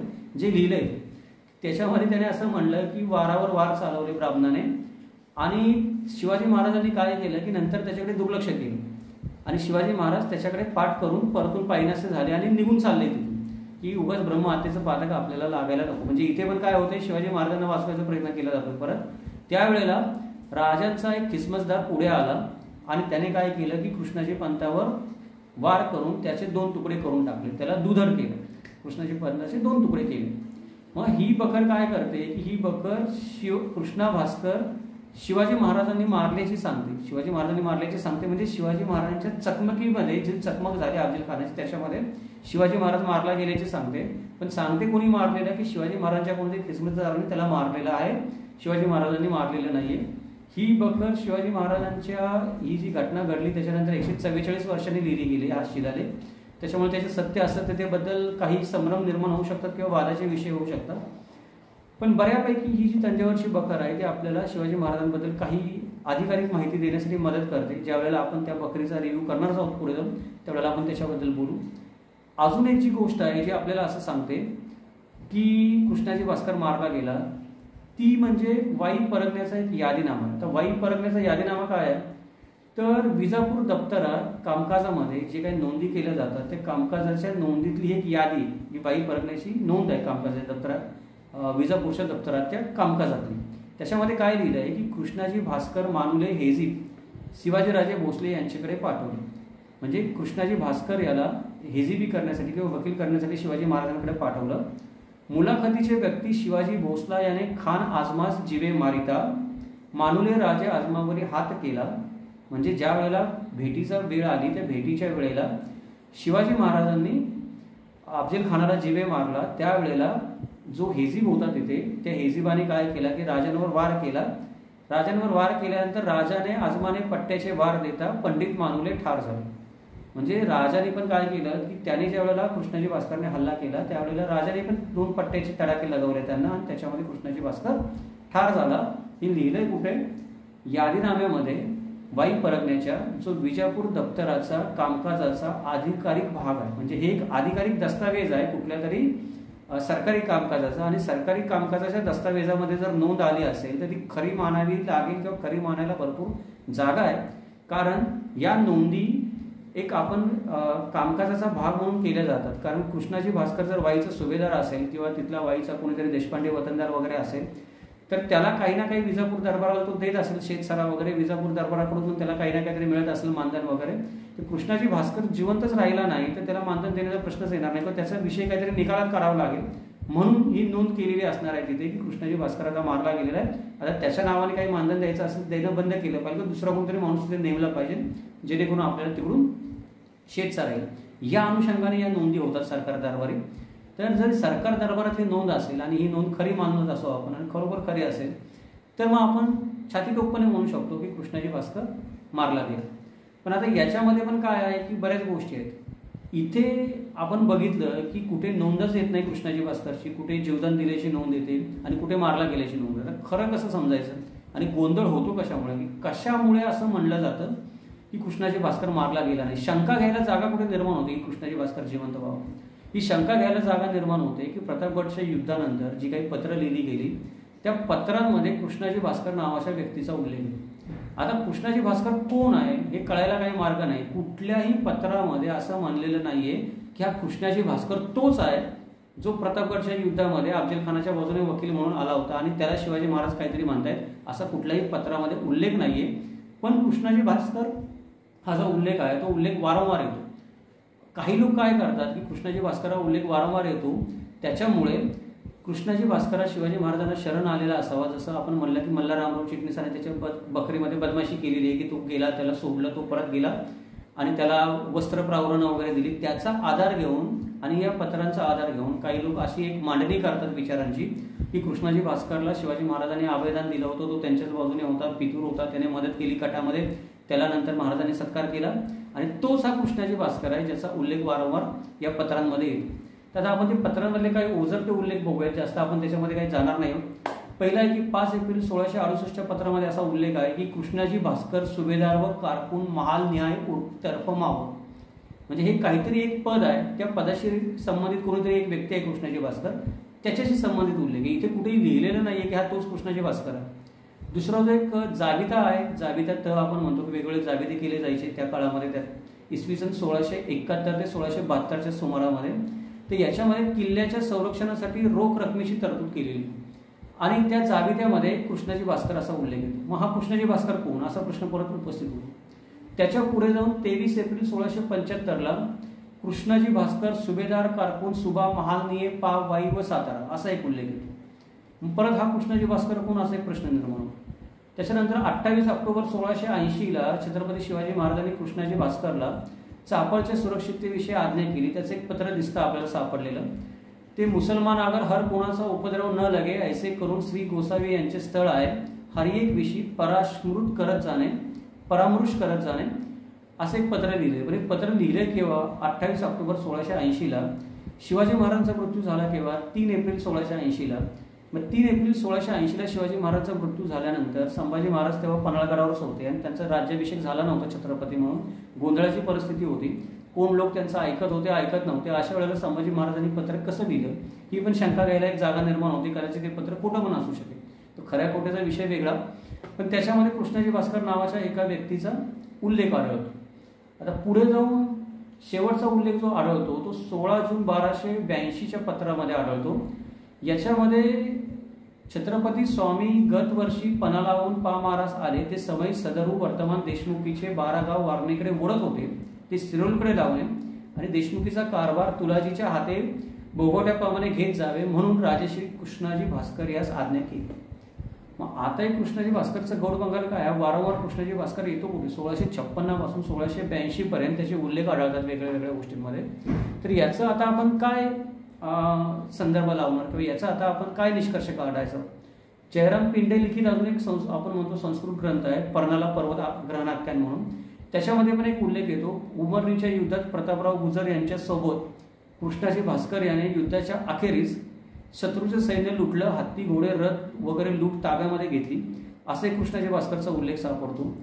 तर या पत्रांचा आपण विश्वास ठेवायचा का नाही ठेवायचा की या पत्रांमध्ये कृष्णाजी भास्कर नावाची व्यक्ती आहे, ती एकच व्यक्ती आहे आणि ती तीच व्यक्ती आहे जी शिवाजी महाराजांनी अभयदान दिलेली आहे, जसं तो मल्हारराव चिटणीस म्हणतो तसं हा तोच माणूस आहे. आता हा थोडा वादाचा आणि तर्काने विचार करण्याचा विषय. आपण जेव्हा तर्क आणि अनुमान ह्या आपण खाली या सगळ्या भाषणाच्या शेवटी किंवा या व्हिडिओच्या शेवटी आपण तर्क आणि अनुमानाने कुठल्या कुठल्या गोष्टी सिद्ध होतात नाही होतात ते पाहणारच आहोत. तेव्हा आपण हा विषय तेव्हा बोलायला शिल्लक ठेवू.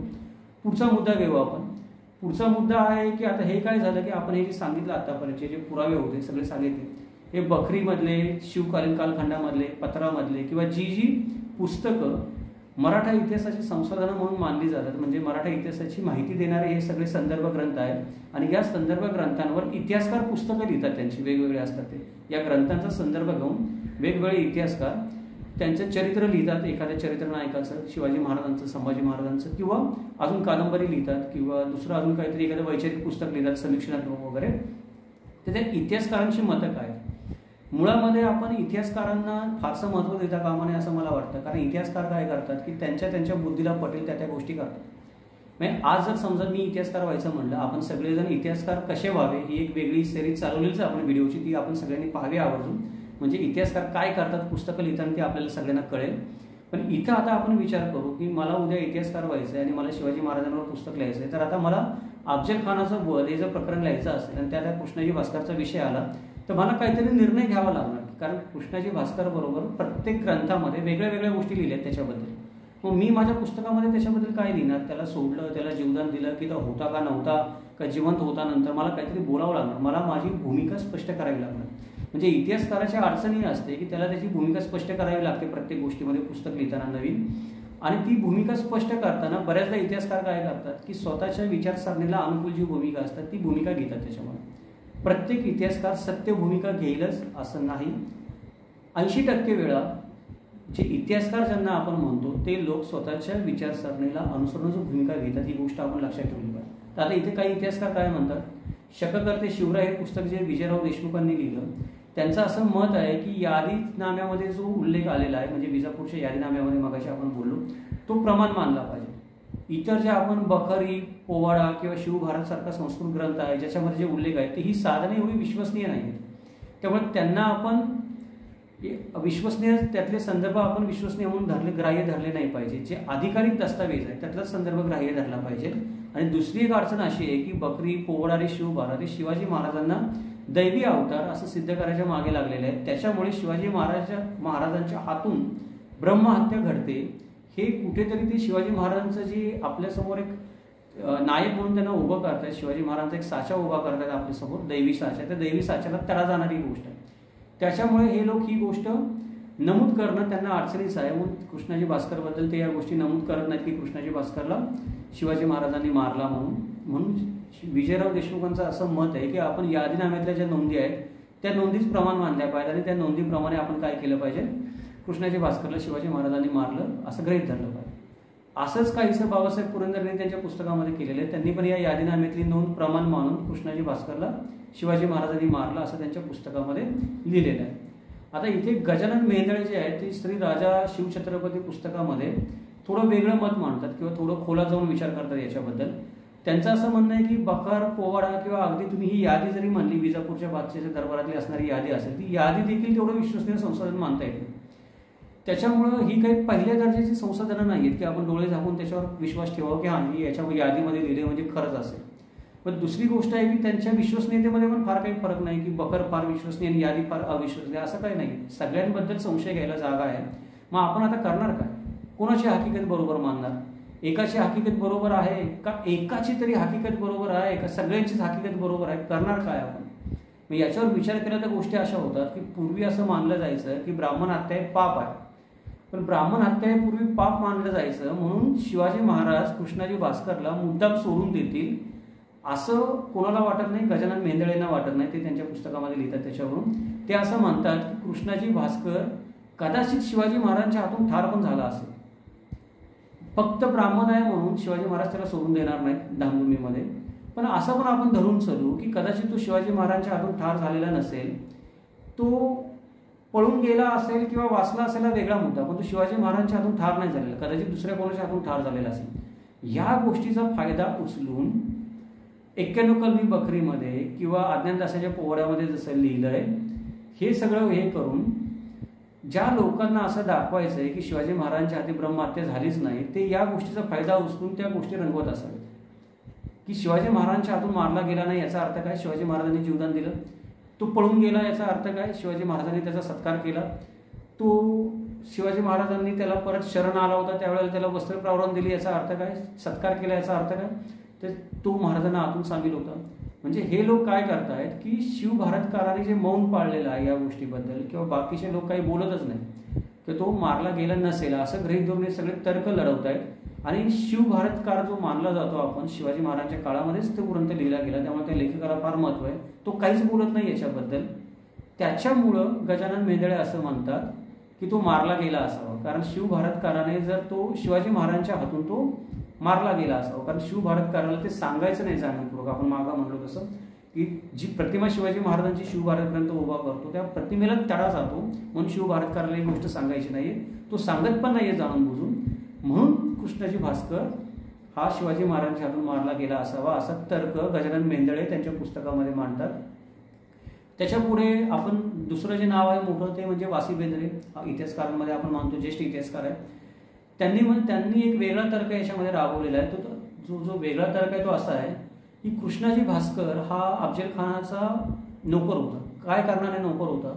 तर तो आदिलशाहीचा सुभेदार होता वाई परगण्याचा. जर तो आदिलशाहीचा सुभेदार होता वाई परगण्याचा तर त्याला अफजल खानाचा हुकूम मानणं भागच आहे त्याचा नोकर म्हणून. म्हणून त्याने अफजल खानाला मदत केली असावी किंवा अफजल खानाच्या बाजूने वकिली करायला आला असावा. परंतु वासी बेंद्रे काय म्हणतात, परंतु शिवाजी महाराजांनी त्या काळामध्ये जावली तालुका आणि वाई परगणा हे भाग जिंकलेले होते. म्हणजे उद्या कदाचित असं होऊ शकेल की शिवाजी महाराजांचं राज्य इथे येणार आहे, आदिलशाहीचं राज्य चालणार नाहीये. त्याच्यामुळे कृष्णाजी भास्करच्या मनामध्ये थोडीशी चलबिचल झाली असेल किंवा शिवाजी महाराजांची बाजू पण काय करते, शिवाजी महाराज काय करतात, कदाचित शिवाजी महाराज जिंकू पण शकतात अफजल खानाला मारून. मग अशा वेळेला जर आपण अफजल खानाचा वकील म्हणून गेलो तर शिवाजी महाराज आपल्याला खंडोजी खोपडेसारखं गद्दार समजतील पुढे जाऊन किंवा गद्दार समजतील. आपल्याला देहांत शासन जरी नाही केलं तरी आपलं वतन आपल्याला मिळणार नाही किंवा आपल्याला जे काही आता लाभ मिळत आहेत आदिलशाहीचे नोकर म्हणून ते मिळणार नाहीत. म्हणून दोन्ही दगडांवर पाय ठेवण्याच्या उद्देशाने कृष्णाजी भास्करने अफजल खानाचं वकील म्हणून काम केलंच असेल. त्याच्याबरोबर शिवाजी महाराजांची पण बाजू थोडी सांभाळली असेल. आपण शिवाजी महाराजांच्या बाजूने नाही आहोत असं दाखवण्यासाठी कृष्णाजी भास्करने शिवाजी महाराजांवर वार केलेला असेल आणि आपण त्या कटात नसण्याचा देखावा केला असेल. म्हणून शिवाजी महाराजांनी त्याला माफ करून परत वाईच्या सुभेदारीवर नेमलं असेल असं म्हणतात वासी बेंद्रे.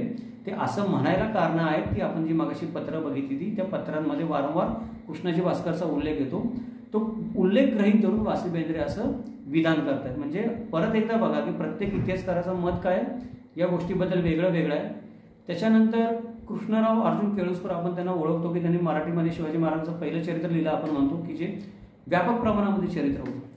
ते तर सरळ सरळ असं म्हणतात की शिवाजी महाराजांनी कृष्णाजी भास्करला वश करून घेतलं होतं, वाटाघाटीच्या दरम्यान स्वतःच्या बाजूने वश करून घेतलं होतं. आता कुठल्या बकरीमधून त्यांनी हे संदर्भ घेतला किंवा कुठल्या संदर्भ ग्रंथामधून घेतला त्याचा कुठे उल्लेख नाही. आपण एवढे सगळे संदर्भ ग्रंथ बघितले आता, त्या कुठल्या संदर्भ ग्रंथामध्ये असं लिहिले सरळ सरळ की शिवाजी महाराजांनी कृष्णाजी भास्कर नावाच्या वकिलाला वश करून घेतला आपल्याकडे नाही लिहिलेलं.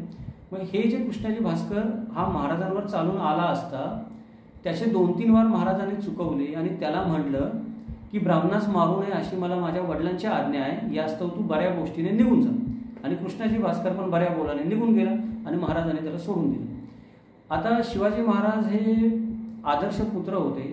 शहाजीराजांबद्दल त्यांच्या मनामध्ये आदर होता, सगळ्या गोष्टी होत्या. पण शहाजीराजांच्या त्यांनी किती आज्ञा पाळल्या याचा जर आपण विचार केला तर सुरुवातीच्या काळामध्ये शहाजीराजांचं आपण वेगळे व्हिडिओ बनवलेले आहेत की शिवाजी महाराजांचं स्वराज्य आणि शहाजीराजांचं स्वराज्य यातला फरक काय. तर शहाजीराजांची प्रत्येक आज्ञा शिवाजी महाराजांनी पाळलीच असं नाही की त्यांचं शिवाजी महाराजांचे स्वराज्य निर्माण करण्याचं ध्येय होतं. त्याच्यामध्ये जर एखादी गोष्ट आड येत असेल तर ती आड येणारी गोष्ट त्यांनी कुणाची ऐकलेली नाही. त्याचं उदाहरण द्यायचं म्हटलं तर आपण मागच्या व्हिडिओमध्ये पण म्हणलो होतो की सुपे परगण्यामध्ये जे संभाजी मोहिते होते ते शिवाजी महाराजांचे सावत्र मामा होते. शहाजीराजांनीच त्यांना सुपे परगण्यावर नेमलेलं होतं. तरी पण शिवाजी महाराज त्यांच्याकडे गेले पोस्ट मागण्याच्या हेतूने, त्यांना कैद केलं. आता ज्या व्यक्तीला शहाजीराजांनी नेमलंय त्या व्यक्तीला शिवाजी महाराज कैद करतात ही शहाजीराजांच्या हुकमाची अवहेलना नाहीये का? आहे ना.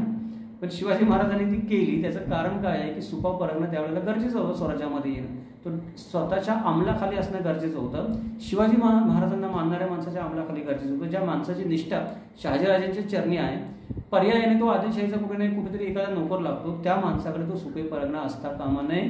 स्वराज्य जर उभं करायचं असेल तर म्हणून शिवाजी महाराजांनी काय केलं की बिनदिक्कतपणे संभाजी मोहितेंना कैद केलं, नंतर त्यांना सोडून दिलं आणि परत शहाजीराजांकडे पाठवून पण दिलं.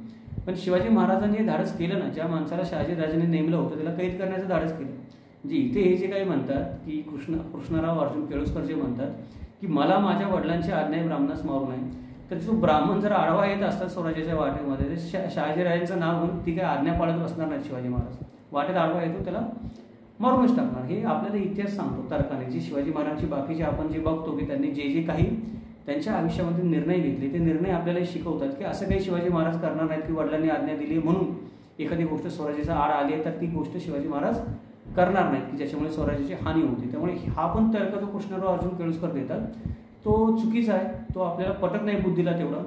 आणि दुसरी गोष्ट की हा कृष्णाजी भास्करला वाचवण्याचा प्रयत्न करताना दिसतात ते, आणि ते पण कसं वश करून घेतलं महाराजांनी कृष्णाजी भास्करला त्याचा पण काही संदर्भ नाही. त्यामुळे इथे पण आपण जास्त विचार करू शकत नाही. आता जदुनाथ सरकार जे आहे ते जदुनाथ सरकार शिवाजी महाराजांचे किंवा मराठ्यांच्या इतिहासाचे एक मोठे इतिहासकार मानले जातात. त्यांनी औरंगजेबाच्या अनुषंगाने शिवाजी महाराजांचा जो परिचय झाला त्यांना, त्याच्यानंतर त्यांना मराठ्यांच्या इतिहासाबद्दल जिज्ञासा जागृत झाली आणि मराठ्यांच्या इतिहासाबद्दल त्यांनी पुस्तकं लिहिली. पण त्यांनी स्वतः देखील असं म्हणलं की त्यांनी जो इतिहास लिहिला आहे तो शिव दिग्विजय बकर आणि मल्हार रामराव चिटणीस ही बकर प्रमाण मानून लिहिलेला आहे.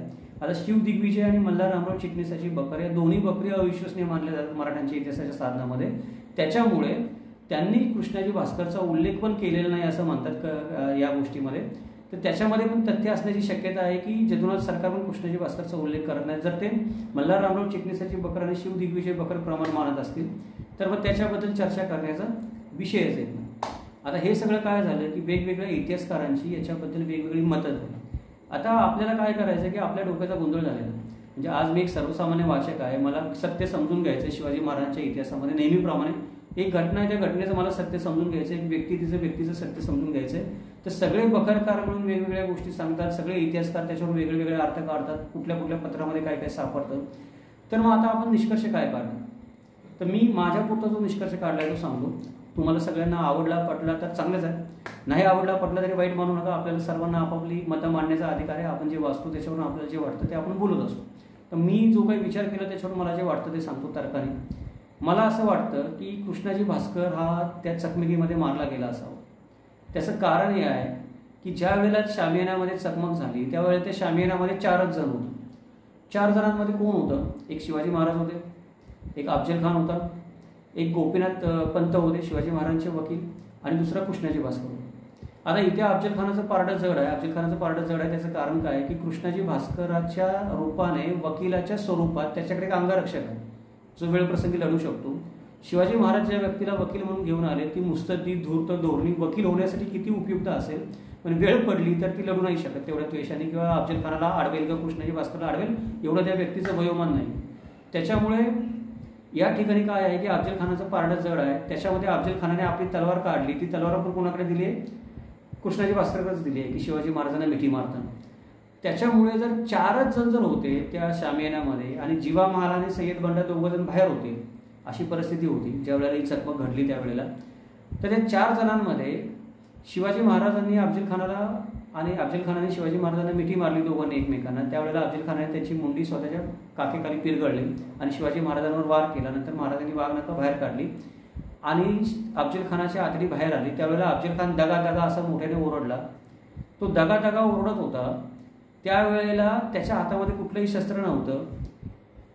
ज्या वेळेला अफजल खान दगा दगा ओरडायला लागला त्यावेळेला सय्यद बंडा बाहेरून आत पळत यायला लागला आणि तो महाराजांवर वार करायला लागला. त्यावेळेला जीवा महालाने ते बघितलं आणि हाताच्या दानपट्ट्याने सय्यद बंडाचं हात तोडून टाकला आणि नंतर त्याचं मस्तक पण धडा वेगळं केलं. मग आता हे सगळं असं झाल्यावर की आता चित्र तुम्ही डोळ्यासमोर आणा की एका बाजूला अफजल खान आहे, तो जखमी आहे, तो स्वतःच्या आतडी दोन्ही हाताने धरून बसलेला आहे बाहेर येऊ नये म्हणून. सय्यद बंडा जो त्याचा दुसरा जो अंगरक्षक आहे त्याला जीवा महालाने मारलेला आहे. मग आता शिवाजी महाराजांच्या डोक्याला खोप पडली. ती खोप पडली कुठून? कोण आहे तिथे दुसरी व्यक्ती किंवा तिसरी व्यक्ती उपस्थित जी शिवाजी महाराजांवर हल्ला करेल? गोपीनाथ पंत जे आपण म्हणतो की जखमी झाले, ते गोपीनाथ पंत जखमी झाले कसे काय?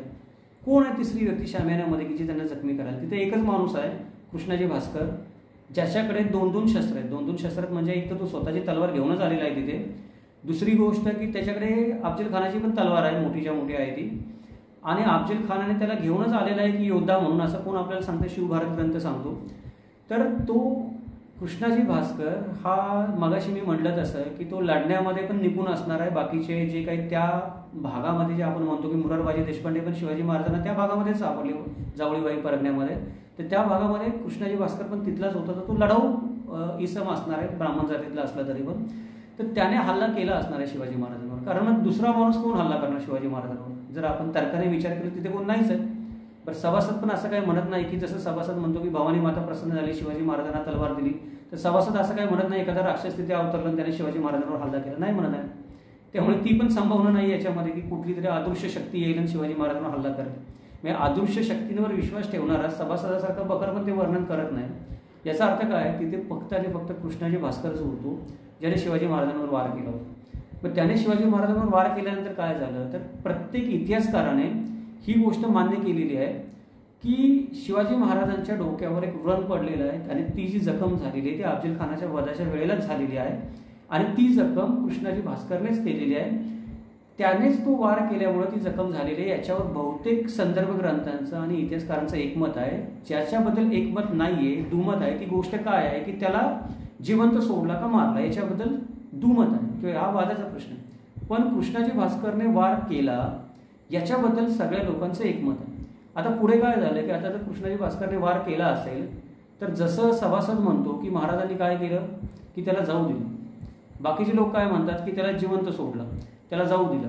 आता कृष्णाजी भास्करला जाऊ देणं हे हिताचं आहे का महाराजांचे, याचा आपण पहिल्यांदा विचार करूया की तू ब्राह्मण आहेस, तू अमुक आहेस, तू तमुक आहेस, येव आहेस, तेव्हा आहे म्हणून नाहीये. जी काही योजना ठरलेली होती अफजल खानाच्या वधाची, ती योजना काय होती की शिवाजी महाराज अफजल खानाला मारतील. जर अफजल खान मारला गेला किंवा अफजल खानाच्या हातून शिवाजी महाराजांचा मृत्यू झाला तर बाकीचे लोक किल्ल्यावर जातील, किल्ल्यावरून तोफांचे बार उडतील, तोफांचे बार उडल्यावर मग शिवाजी महाराजांचं सैन्य अफजल खानावर तुटून पडेल. मग इथं अपेक्षित काय आहे, काही घडो म्हणजे अफजल खान मारला जाऊ किंवा शिवाजी महाराजांना मृत्यू येऊ, तोफांचे बार होणं गरजेचं आहे. खाली फौजेने जर अफजल खानाच्या फौजेवर अकस्मात हल्ला करायचा असेल तर तोफांचे बार होणं गरजेचं आहे. मग अशा प्रसंगामध्ये शिवाजी महाराज जर याला म्हणाले, जसं बाकीच्या बकरीमध्ये वर्णन केले, तंजावरच्या बकरीमध्ये खास करून ते वर्णन केलंय की तुला राहायला जागा देतो, देत असेल तर, तुला वस्त्र देतो, तुझा सन्मान करतो, राहत असशील तर तू आमच्याबरोबर राहा, नशील राहत तर तू निघून जा, तुला वाट करून देतो, वाटा मोकळ्या करून देतो, तू घाटावर जा, तिकडे जा, नंतर तू खाली जा तुझ्या सैन्यामध्ये. हे जे तंजावरच्या बकरीमध्ये वर्णन आलेलं आहे. त्याच्यानंतर परत मल्हार रामराव चिटणीस असं म्हणतो की त्यांना जाऊ दिलेलं आहे तिथून. तर हे कृष्णाजी भास्करला जाऊ देणं परवडणारं आहे का त्या गोष्टीमध्ये, याचा आपण विचार केला पाहिजे. कारण अफजल खान ज्या वेळेला निघाला, जर आपण इतिहास बघितला तर अफजल खानाने स्वतःवर येताना 1200 बंदूकची घेऊन आला होता. त्या 1200 बंदूकचीला पंताजी गोपीनाथांनी खालीच थांबून ठेवले शिवाजी महाराजांच्या सामन्यावर. पण ते काही फार खाली थांबले नव्हते, ते थोड्या अंतरावरच थांबले होते. त्यांना वर काय होते ते दिसत नव्हते, पण ते जवळच होते. जर हा कृष्णाजी भास्कर पळत गेला खाली, त्यांना बातमी लागली असं असं झालं, तर वर येणार नाही बंदुकीच्या गोळ्यावर. दुसरी गोष्ट आपल्याला एक शंका घ्यायला जागा भेटते ती म्हणजे संभाजी कावजी कोंढाळकरांनी काय केलं की अफजल खानाला जे पालखीवाले पळवून देत होते त्या भोयांचे पाय कापले. त्यांनी त्या भोयांचे पाय कापायचं कारण काय, हे भोई जरी पळत जाऊन खाली जाऊन लोकांना सांगायला लागले की वर काय झालं, तरी अफजल खानाच्या फौजेला जाग येईल लवकर, काहीतरी गडबड झाली, अफजल खानाची फौज लढायला सज्ज होईल, बेसावत राहणार नाही. म्हणजे एक अफजल खान तर तसा पण अर्धमेला होऊन पालखीमध्ये बसला होता, त्याला मारून त्याचं मुंडकं कापणं काही अवघड काम नव्हतं. भोयांचे पाय कापण्याचं कारणच होतं की यांनी पळून खाली जाऊ नये सांगायला, जोपर्यंत वरून तोफांचे बार होत नाही तोपर्यंत. मग अशा प्रसंगामध्ये शिवाजी महाराज कृष्णाजी भास्करला खाली जाऊ देतील हे तर्काला पटत नाही. फार फार तर काय आहे की कोणी असं म्हणलं असतं की शिवाजी महाराजांनी कृष्णाजी भास्करला कैद केलं आणि स्वतःबरोबर किल्ल्यावर घेऊन गेले.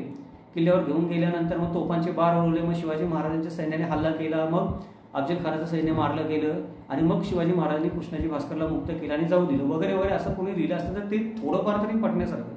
पण इथं काय सरळ सरळ सांगितलं जातं की कृष्णाजी भास्करला सांगितलं, तो खाली गेला, मग अफजल खानाची फौज पळायला लागली इकडे तिकडे. तर हे स्वतःच्या पायावर दगड पाडून घेण्यासारखं. त्यामुळे जो कोणी माणूस तिथे उपस्थित होता अफजल खानाच्या बाजूने तो मारला जाणंच गरजेचं होतं. तो खाली जाऊन अफजल खानाच्या फौजेला त्याची बित्तम बातमी लागता कामाने अफजल खानवर मेलाय जोपर्यंत तोफांचे बार उडून मराठ्यांची फौज त्यांच्यावर अफजल खानाची फौज बेसावत असताना हल्ला करत नाही. इथे अजून एक गोष्ट विचारात घेण्यासारखी आहे की तोफांचे बार उडाल्यानंतर मराठ्यांच्या फौजेने अफजल खानाच्या बेसावत फौजेवर हल्ला केल्यानंतर पण अफजल खानाच्या फौजेने शस्त्र टाकून दिली नाहीत, जसं आपण म्हणतो तसं ते सैरावाळा पळत सुटलेले नाहीत. त्यांनी प्रतिकार करायचा प्रयत्न केला, त्यांनी लढायचा प्रयत्न केला, त्यांनी स्वतःची इज्जत वाचवायचा प्रयत्न केला लढून. पण ज्या वेळेला सर्व उपायच थकले की रस्ता सापडत नाही, नेता नाहीये, लढाई करून करून दम लागला, त्यावेळेला त्यांनी शस्त्र खाली टाकले. म्हणजे जवळजवळ तास 2 तासाची किंवा 3-4 तासाची तरी तिथे मोठी तुंबळ लढाई झालेली आहे आणि शिवाजी महाराजांच्या सैन्याची पण बऱ्यापैकी हानी झालेली आहे त्या लढाईमध्ये.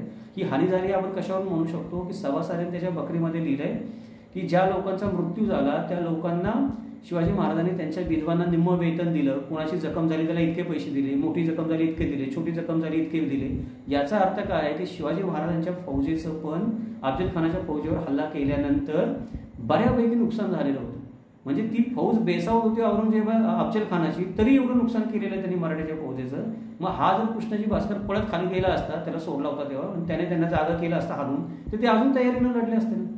म्हणजे ही गोष्टच तर्काला पटत नाही की कुठलाही विचारी माणूस जो त्यावेळेला शिवाजी महाराजांच्या जागे असेल तो कृष्णाजी भास्करला जिवंत जाऊ देणार नाही. त्याच्या पलीकडे जाऊन की ज्याने कोणी शिवाजी महाराजांच्या डोक्यावर पहिली वार केली तो कृष्णाजी भास्करच आहे. ही गोष्ट आता सिद्ध झाल्यानंतर त्याला जिवंत सोडण्यामध्ये काही अर्थच उरत नाही. त्यामुळे कृष्णाजी भास्कर आपण तर्काने अनुमाने असं म्हणू शकतो की तो त्यावेळेला मारला गेलेला असणार आहे किंवा त्यावेळेला तो तिथं शिवाजी महाराजांच्या हस्ते त्याचे किंवा शिवाजी महाराजांच्या हस्ते असो किंवा अजून कोणाच्या पर हस्ते असो, आता वेगळ्या वेगळ्या लोकांनी वेगळ्या वेगळ्या गोष्टी म्हणल्यात म्हणून आपण ते मान्य करूया की कोणाच्या तरी हाताने का होईना पण तो मारला गेलेला आहे. पण कृष्णाजी भास्करने पण एवढं जीवावर उदार होऊन लढायचं काय कारण आहे? पहिली गोष्ट होतं की तो वाईचा सुभेदार होता, तो अफजल खानाची बाजू सोडू शकत नव्हता, कारण अफजल खानाच्याकडेच ती सुभेदारी होती वाईची, किंवा वाईचा वतनदार देशपांडे जो होता तो कृष्णाजी भास्कर, तर वाई परगणा जो होता ती जहागीर जी होती ती अफजल खानाचीच वर्षानुवर्ष होती. कृष्णाजी भास्करचे आणि अफजल खानाचे वर्षानुवर्षी जिव्हाळ्याचे संबंध असणार आहेत. शिवाजी महाराजांनी जावळे आत्ता कुठे जिंकलेली, त्यामुळे ते संबंधांमुळे पण तो अफजल खानाची बाजू सोडू शकत नाही. विजापूरकडून त्याला चांगलं उत्पन्न मिळतच असणार आहे, तो तिथे अफजल खानाच्या बाजूने प्रतिनिधी म्हणून पण तो सोडू शकत नाही.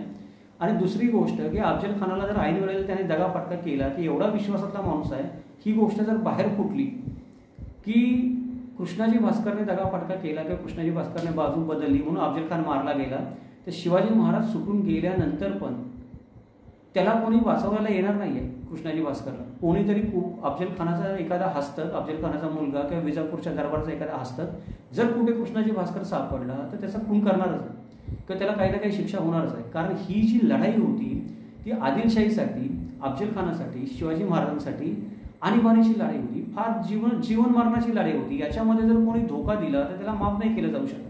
जर त्यावेळेला त्या व्यक्तीला माफ केलं तर मग पुढे काही वचकच राहणार नाही जिंकलेल्या माणसाला. म्हणजे खंडोजी खोपडेने फाजिल खानाला वाट करून दिली अफजल खानाच्या मुलाला जावळीच्या कोरातून बाहेर जाण्यासाठी. तो खंडोजी खोपडे परत सापडल्यावर महाराजांनी काय केलं? त्याचे हातपाय तोडले. खरं तर जीवच मारणार होते, पण कान्होजी जे त्याने हैबतराव शिळंकरांनी मध्यस्थी केली म्हणून हातपाय तोडले. पण हातपाय तोडले ना त्याचे, का तोडले? जरब बसावे म्हणून, की परत कोणी माझ्या विरोधामध्ये फंद पितुरी करून. मग अशा वेळेला हा कृष्णाजी भास्कर जो वकील आहे तर तो मुत्सद्दी आहे. त्याला एवढी गोष्ट समजते की उद्या यदा कदाचित जर अफजल खान जिंकला आणि मी अफजल खानाबरोबर एवढी वर्ष आहेत, जर माझ्यामुळं अफजल खानाचं काही दगाफटका झाला किंवा माझ्यामुळं अफजल खानाची मोहीम फसली, अफजल खान जिवंत राहिला काय नाही राहिला काय, कोणीतरी येऊन माझ्या जीवावर टांगती तलवार राहणारच आहे. त्यामुळे तो अफजल खानाची बाजू सोडू शकत नाहीये. आणि कोणत्याही बकरकाराने आपण हे असं विधान करू शकतो, हे तर्काने करतोय. तर्काच्या पुढे जाऊन वास्तवामध्ये जरी विचार केला तरी कुठल्याही बकरकाराने स्पष्ट शब्दामध्ये किंवा अगदी अस्पष्ट शब्दामध्ये हस्ते परहस्ते प्रत्यक्ष अप्रत्यक्ष देखील असं कुठंही म्हणलेलं नाहीये की कृष्णाजी भास्कर शिवाजी महाराजांना वश झालेला आहे, त्याने बाजू बदललेली आहे, त्याने अमुक तमुक केलेलं आहे. हे म्हणलंय कुणी? त्या संदर्भ ग्रंथांचा आधार घेऊन स्वतःचं डोकं चालून काहीतरी तर्क काढणारे इतिहासकारांनी पुढे जाऊन असं म्हणले.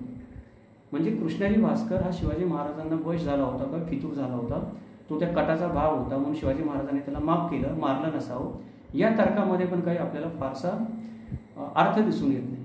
आता पुढचा प्रश्न राहतो शिल्लक की मगाशी आपण जो अर्धवट सोडला होता त्या पत्रांचं काय? त्या पत्रांमध्ये जो कृष्णाजी भास्कर आहे तो कृष्णाजी भास्कर कोण असावा? तो कोणी असू शकतो. एका ठिकाणी दोन व्यक्ती असू शकत नाहीत का सारख्या नावाच्या? मला विचाराल तर शिवाजी महाराजांच्या काळामध्ये संभाजी भोसले नावाच्या दोन व्यक्ती होत्या. एक शिवाजी महाराजांचे थोरले बंधू आणि दुसरे संभाजी महाराजांचे पुत्र. दोघजण संभाजी भोसले नव्हते. एखाद्या गावामध्ये गेला तुम्ही, आमच्या गावामध्ये जरी गेला तुम्ही, तरी तुम्हाला बाजीराव उंबळे नावाची 4 माणसं भेटतील. तुकाराम उंबळे नावाचे माझेच वडील आहेत आणि माझे चुलत बंधू आहेत. तर एखाद्या गावामध्ये जर ही नावं भेटू शकतात सारखी सारखी, तर अख्ख्या महाराष्ट्रामध्ये आपल्याला 4 कृष्णाजी भास्कर भेटू शकत नाहीत किंवा 2 कृष्णाजी भास्कर भेटू शकत नाही. कृष्णाजी भास्कर हे तसं पण काही फार वेगळं एकमेव द्वितीय नाव नाही की दुसऱ्या कोणाचं असू शकत नाही. हे एक सर्वसामान्यच नाव आहे. मला असं वाटतं की त्या पत्रांमध्ये जे कृष्णाजी भास्करांचा उल्लेख येतो तो हा कृष्णाजी भास्कर नसावा, दुसरे कोणीतरी कृष्णाजी भास्कर असावेत. ते एकच असतील किंवा एकापेक्षा जास्त पण असले, वेगवेगळ्या काळामध्ये वेगवेगळ्या ठिकाणी चाकरी करत असणारे वेगवेगळ्या ठिकाणी. पण पहिला जो कृष्णाजी भास्कर शिवाजी महाराजांच्या काळामध्ये होता तो असू शकत नाही. त्याचं कारण आहे की त्याने अफजल खानाची बाजू एवढ्या हिरिरीने घेतली होती की तो बाजू बदलून शिवाजी महाराजांकडे येऊ शकत नाही. दुसरी गोष्ट, तो स्वतःच अफजल खानाची बाजू सोडू शकत नाही, अफजल खान जिवंत राहू दे नाही तर मरू दे. आणि तिसरी गोष्ट, त्याने जरी तसं काही करायचं म्हणलं तरी त्याला जिवंत सोडला जाऊ शकत नाही. अफजल खानाचे 10च्या 10 अंगरक्षक मारले गेले, सय्यद बंडा मारला गेला, भुयांची पाय कापले गेले. मग कृष्णाजी भास्करला कोणी खाली कशाला सोडेल तेव्हा वर्दी द्यायला की अफजल खान मारला गेला, चला उठून लढायला लागावं, पळायला लागावं. मग कृष्णाजी भास्करला पण जिवंत सोडायचं काही कारण दिसत नाही, तर्काला धरून नाही, त्याने आपल्याच पायावर कोडा पाडल्यासारखं आहे. त्यामुळे जो कृष्णाजी भास्करचा उल्लेख किंवा जो कृष्णाजी भास्कर नावाची व्यक्ती आपल्याला अफजल खानाच्या वधाच्या प्रकरणामध्ये दिसते ती तिथेच मारली गेली आहे, हे मला जे काही मी वाचले त्या तर्काने वाटतंय. हे बाकीचे जे कृष्णाजी भास्कर आहेत ते कोण आहेत तो वेगळा संशोधनाचा विषय. ते कृष्णाजी भास्कर हाच कृष्णाजी भास्कर आहे, मगाशी मी म्हटलं तसं. असं कुठल्या पत्रामध्ये लिहिलं पण नाही ना, कुठल्याच पत्रात असा उल्लेख नाही आहे की आदिलशाहच्या दरबारी जे कृष्णाजी भास्कर चाकरी करत होते ते विजापूरची चाकरी सोडून अफजल खान वधानंतर शिवाजी महाराजांच्या चाकरीमध्ये आले, असा कुठे उल्लेख आहे? त्या पत्रामध्ये नसते, पण दुसरीकडे कुठे आहे का? बाकीच्या लोकांचा उल्लेख आहे ना की सिद्धी हिलाला असेल, तो काय केला, आदिलशाहची चाकरी सोडून शिवाजी महाराजांकडे आला. त्याच्यानंतर 700 पठाण होते, ते विजापूरची चाकरी सोडून शिवाजी महाराजांकडे आले. त्याच्यानंतर बाकीचे पण लोक होते ज्यांची नावं शिवभारतमध्ये लिहिली आहेत किंवा सभासदाच्या बकरीमध्ये पण लिहिली आहेत की हे लोक शरण आले, त्या लोकांना अभय दिल्यानंतर त्यातले काही लोक शिवाजी महाराजांना सामील झाले. म्हणजे बाकीच्या लोकांची नावं लिहिली गेलेली आहेत त्याच्यामध्ये, तर कृष्णाजी भास्कर तर खूप मुख्य माणूस आहे. हे लोक जर शरण आल्यानंतर शिवाजी महाराजांची बाजू बदलून त्यांच्याकडे आले असते, तर कृष्णाजी भास्कर जिवंत असताना त्याने बाजू बदलून तो शिवाजी महाराजांकडे आला असता तर ते पण नोंद केली असती कुठल्या तरी बकरकाराने त्याच्यामध्ये. आता ही नोंद फक्त आपल्याला मल्हाररामराव चिटणीसाच्या बकरीमध्ये आढळते, तर त्याचा काही कोणी भरोसा धरत नाही जगामध्ये, कुठलाच इतिहासकार धरत नाही. मराठीच्या इतिहासाच्या संशोधनामध्ये मल्हाररामराव चिटणीसाने जे काही लिहिलंय तो एक मोठा जोक आहे, फक्त त्याला ऐतिहासिक ग्रंथ म्हणू शकत नाही आपण. त्याच्यामुळे दुसरी कुठे उल्लेखच सापडत नाही. जर खरोखर त्याने तशी बाजू बदलली असताना तो आला असता तर कुठेतरी तरी उल्लेख सापडला असता. भले या 4 पत्रांमध्ये असा उल्लेख नसता सापडला तरी त्याने बाजू बदलल्याचा उल्लेख सापडला असता असं म्हणतोय मी, कारण तेवढी ती व्यक्ती महत्वाची व्यक्ती होतीच काय झालं तरी. त्यामुळे हा जो कृष्णाजी भास्कर आहे जो अफजल खानाच्या प्रसंगी होता तो या पत्रातला कृष्णाजी भास्कर नाही, हे कोणीतरी वेगळे आहेत असं माझं प्रामाणिक मत आहे. आणि जो कृष्णाजी भास्कर होता तो तिथेच मारला गेला. मग आता ज्या आपल्या या व्हिडिओचं जे आपण नाव दिलेलं आहे त्या नावाचा विचार करूया. कृष्णाजी भास्कर वकील होता ही गोष्ट तर सत्य आहे, ते तर कोणी नाकारू शकत नाही, कोणी नाकारत पण नाही, तो वकीलच होता.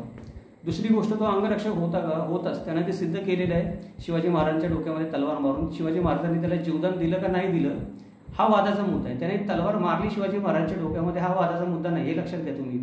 त्यामुळे त्याने ज्या अर्थी तलवार मारली त्या अर्थी त्याला तलवार चालवता येत होते. अफजल खानाचा जीव वाचवण्यासाठी त्याने तलवार मारली, म्हणजे तो अफजल खानाचा अंगरक्षक होताच. आता तो दुहेरी हस्तक होता का? दुहेरी हस्तक कोणाला म्हणतात की मी या देशाचा गुप्तहेर आहे, मी दुसऱ्या देशात जातो गुप्तहेर करायला आणि तिथे गेल्यावर मी पकडला जातो, मग मी त्या देशासाठी पण गुप्तहेरी करतो माझ्या देशामध्ये आणि माझ्या देशातून पण त्या देशासाठी गुप्तहेरी करतो. मी दोन्ही देशांसाठी एकाच वेळेला काम करत असतो, त्याला दुहेरी हस्तक म्हणतात. तसा दुहेरी हस्तक होता का कृष्णाजी भास्कर आहे तो शिवाजी महाराजांचं पण काम करत होता आणि तो अफजल खानाचं पण काम करतो नव्हता. आतापर्यंत आपण जे काही बोललो त्याच्यावरून ती गोष्ट सिद्धच होते की तसं त्याची इच्छा जरी असती, म्हणजे त्याची जरी इच्छा झाली असती की मी दोन्ही दगडींवर पाय ठेवून उभा राहतो आणि जो दगड जिंकेल त्याची बाजू घेतो, तर ती गोष्ट शक्य नव्हतं. त्याला त्याची जी काही पोझिशन होती त्यावेळेला तो जिथं ज्या परिस्थितीमध्ये होता त्या परिस्थितीमध्ये त्याला दुहेरी हस्तक होणं शक्य नव्हतं की शिवाजी महाराजांच्या बाजूने पण करेल आणि अफजल खानाच्या बाजूने पण करेल आणि स्वतःची कातडी वाचवेल, जसं काही इतिहासकार लिहितात अर्जुन केळुसकर वगैरे, तरी तशी गोष्ट देखील नव्हती. तर इथे आता आपण थांबूयात. हे आत्ता जे काही मी विवेचन केलं ते तुम्हाला कसं वाटलं पुराव्याच्या आधारे तुम्ही मला कमेंटमध्ये सांगा. कृष्णाजी भास्करबद्दल जी काही माहिती मिळाली ती तुम्हाला खरोखर माहितीपूर्ण वाटली, नव्याने काही कळालं, मी जे काही बोललो त्यातून किंवा मी जे बोलतो ते सत्याच्या किती जवळ वाटतंय, किंवा याच्यामध्ये एखादा अँगल आहे का किंवा एखादा बाजू आहे का जी मांडायची राहून गेली याच्यामध्ये कोणाच्या तरी संदर्भाने किंवा उल्लेखाने मांडायची राहून गेली असेल तर ते पण मला सांगा, म्हणजे मला पण थोडं एखादा नवीन दृष्टिकोन कळेल की कदाचित एखादा संदर्भ घ्यायचा मी राहिलो असेल किंवा एखाद्या गोष्टीबद्दल विचार करायचं माझ्याकडून राहून गेला असेल या सगळ्या घटनेचा कृष्णाजी भास्करच्या संदर्भात मला पण 2 गोष्टी नवीन कळतील. नेहमीप्रमाणे तुम्ही मला कळवा. आज आपण इथेच थांबूयात.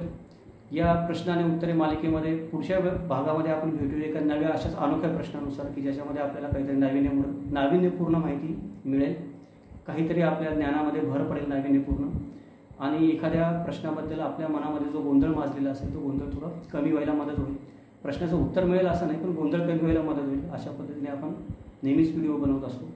आपल्या सगळ्यांचं पण नेहमी सहकार्य लागतं. त्याबद्दल परत एकदा हा व्हिडिओ पण तुम्ही आत्ता ऐकत असाल तर तुम्ही पूर्ण व्हिडिओ पाहिला आहे, त्यामुळं आपल्या सर्वांचे पण धन्यवाद एवढा पूर्ण व्हिडिओ पाहिल्याबद्दल 1 तासाचे. आता आपण इथेच थांबूयात, भेटूयात पुढच्या मालिकेमध्ये. धन्यवाद. जय महाराष्ट्र.